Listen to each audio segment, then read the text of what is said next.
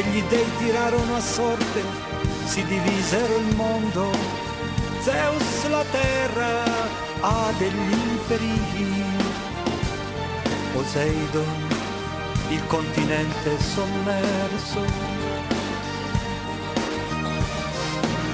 Apparve Atlantide, immenso, isole e montagne, canali, simili ad orbite celesti. Il suo re Atlante conosceva la dottrina della sfera, gli astri, la geometria, la cabala e l'alchimia.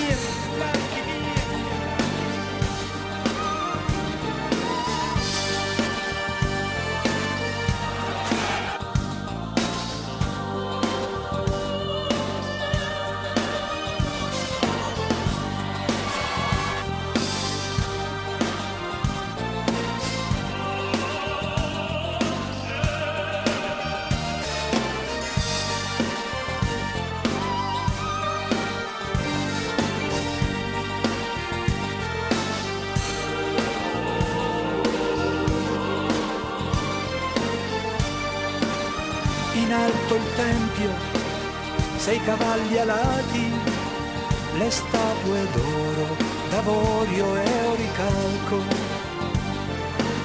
Per generazioni la legge dimorò nei principi divini.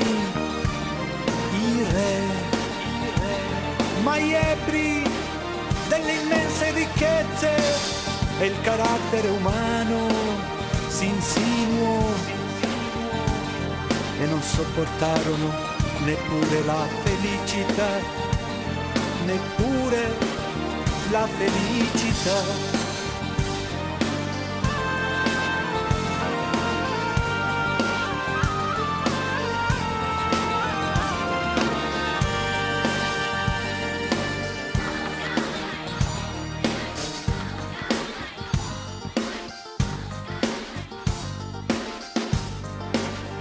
In un giorno e una notte